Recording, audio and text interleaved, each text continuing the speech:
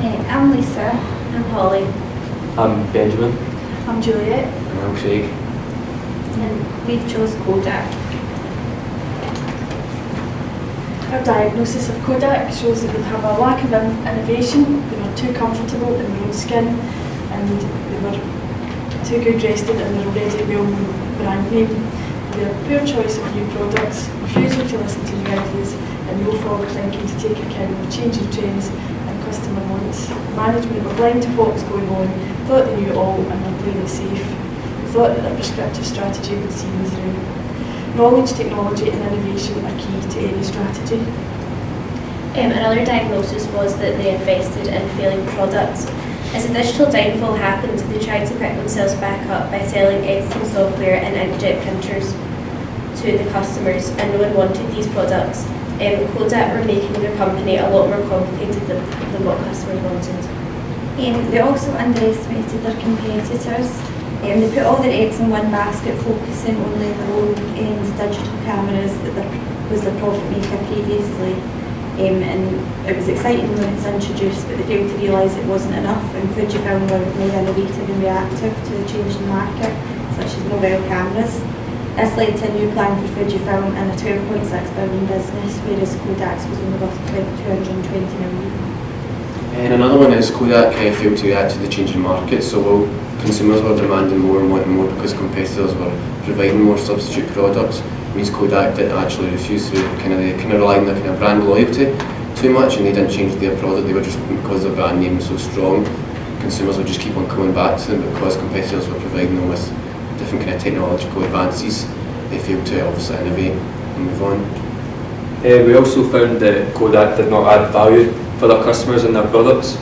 They were far too focused on the film industry side of things rather than improving and adding more value to their product. If they managed to add value, they could have gained a competitive advantage in the market, and also they could have had a more successful marketing strategy. Recommendations that we have come up with for Kodak are the need to focus on new products and trends.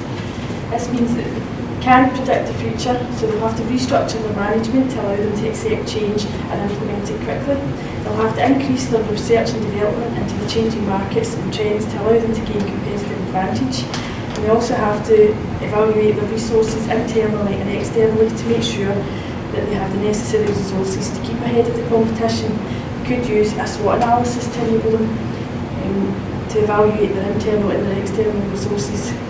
And we could also look at environmental strategies, as these would benefit Kodak, as green strategies are very politically correct at the moment, and this would enhance Kodak's reputation. Another recommendation is that they should have let go of products if they're not profitable. These products would have been the editing software and the printers that they were making.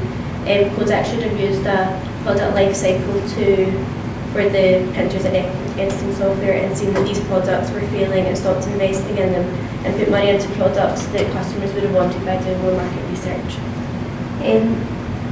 They should research their competition and forecast. If they can offer similar quality products to Fujifilm that are good quality, they can gain a competitive advantage in market share.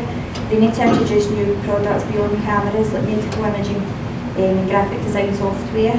A simple camera won't do now. They need to cater for both professionals and the general public to maximise their potential. So another recommendation would be for Kodak to kind of adopt a more emergent strategy. So while the marketplace, because they're in the kind of technological kind of market, obviously everything's changing really quickly. So with the emergent process, they can kind of set objectives at the beginning. The objectives can change throughout when they're also operating in the market. So depending on the market, different technological advances, the objectives Kodak set can change based on the market changes. Yeah, we also recommend they should invest in new products. The technology these days is advancing very rapidly, and we also think that Kodak have just not done this. The advances in technology, with them not introducing new products, their sales will decrease and profits will reduce. Okay, that's very good. Thank you, guys. It's a very good presentation. Can I have the first slide, please? Okay, diagnosis. I think here we talk about first diagnosis. Talk about the reason for the failure is about lack of innovation. Okay, feel too comfortable. So why you think this is the key reason for the failure in terms of strategic management, not for just for innovation. It's for strategic management. Is any connection between them? Yes, I would say there is a connection. Yeah. What's the connection between innovation and strategic management? Strategic management. I'd say the innovation is more related to an emergent strategy. They have to be able to, they've got to be able to change quite rapidly because technology is rapidly changing. Like they can bring computers out one day and within a week then they're old hat and you come up with new technology. That's just the way the world, unfortunately. So they were too busy with a prescriptive strategy and they thought they were fine at the top of the tree, didn't bother what their competitors were doing, whereas had they looked and seen what their competitors were doing, then they might have been able to keep up with them instead of nearly getting out of the game. That's a good point. Anything else?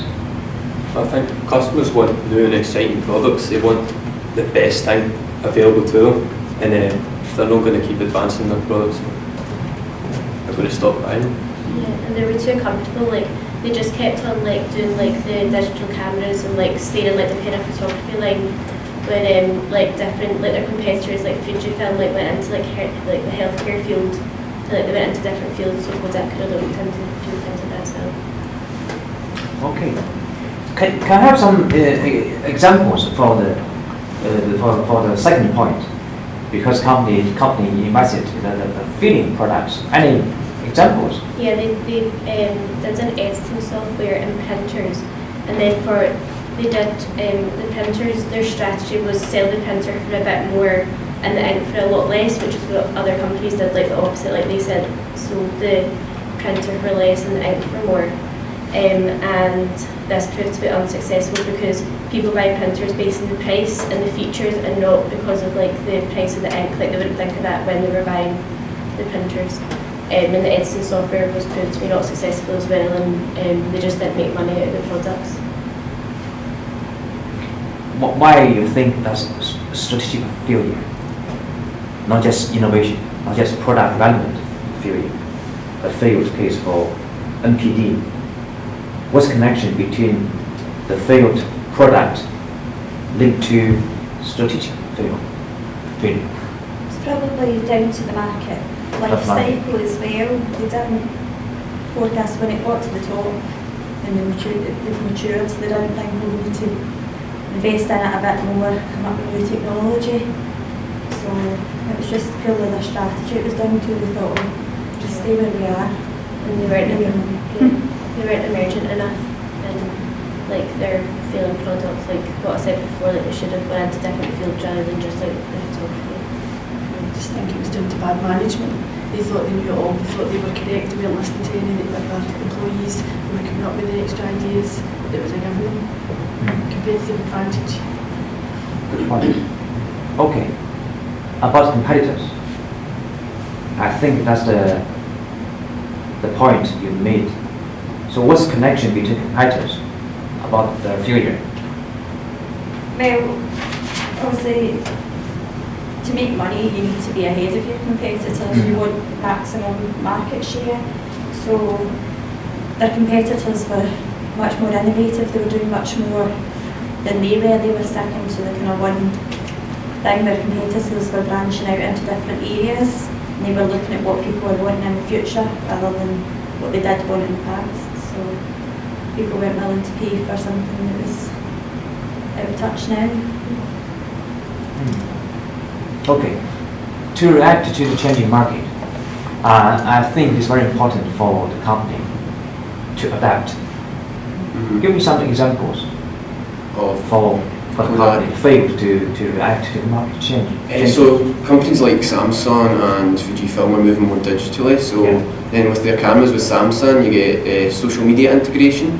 So when you take a picture on your camera, you can automatically upload it to obviously your Facebook, your Twitter, and everything like that. Whereas Kodak cameras were like taking pictures and they were still printing out via the old-fashioned film. Whereas all the other competitors were changing, they were making them more digitally available, so you wouldn't have to go.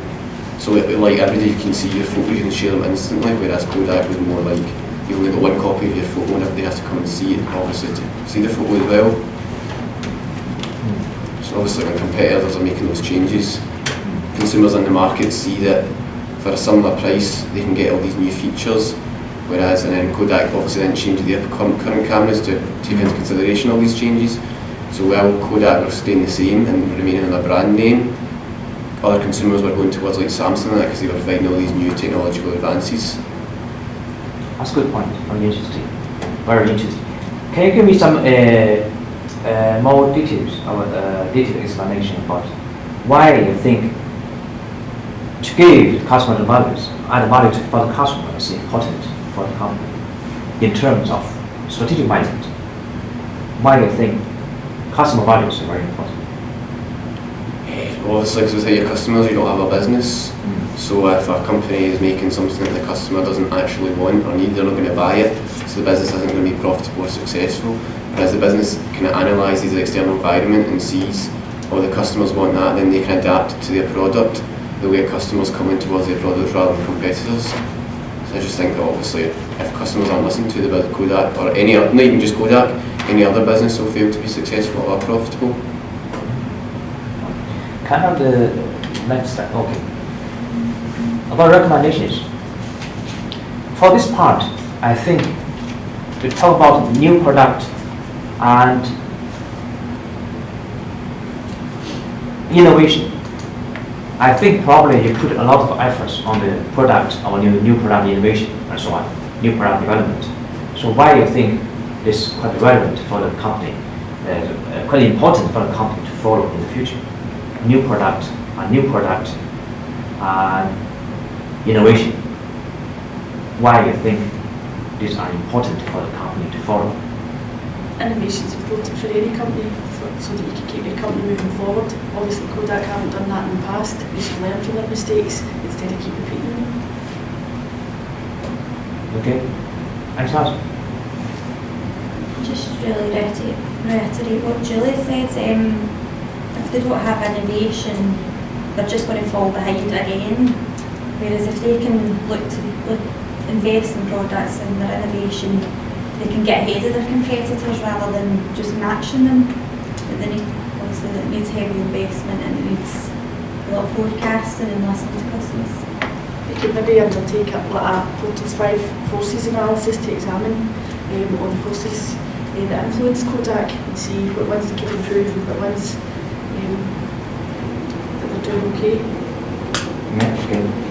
Okay, it's a very interesting part to talk about being emergent. And can you give me some details about emergent approach you think is quite relevant to the company to follow? Yes, so obviously Kodak needs to be more emergent, so they'll take into consideration the resources and the external environment they have. They'll kind of analyse that, but they won't set like firm objectives, whereas like a prescriptive approach, they'll do the exact same at the beginning as an emergent approach, so look at their external environment and then they'll look at their internal resources and then they'll set kind of objectives based on those, but they'll stay very firm to them. Whereas with an emergent one, they'll set objectives, but the objectives can change while they're operating. So if something changes in the market and some new technology kind of appears, Kodak can then amend their objectives to take into more consideration the impact that these technologies are going to have on their business plan. And obviously if they have a massive impact, they can take into consideration and then just change. So for example, I don't know, obviously film went completely out of touch. So whereas if Kodak had actually looked ahead and seen these changes, like forecasted these changes and made plans for them, so if they did happen, they could change their business and they could be more relevant, and again that would have helped them continue trading, would have sustained the competitive advantage in their market, their hold on the market. Okay, thank you. Good point. Final question. You talk about let go of some products if they are not. Give me some examples. Just because like their printers and their editing software proved to be like not successful, like people weren't buying them, they should have just like kind of stopped with them. Like should have like done a product life cycle to see how they were going, and if it seemed that they were failing, they should have just stopped investing in them and then done market research to look into new products like Fujifilm or something, like because film, like as Craig just said, like film was like out and then it started to come back like Polaroid and like Fujifilm, like you take the photo and it prints out straight away, which is like kind of fun, like people like doing stuff like that, and then you can just keep them and have them straight away. Kodak didn't look into anything like that, they just kind of focused on digital or printers or editing software, and like as Craig said, like they should have been more emergent in their strategy, and just kind of like followed what the customers would have wanted instead of like what they thought was best. They could also have looked into acquiring maybe some smaller companies and take away some of the competition. That could help as well. Good. Thanks, Naz.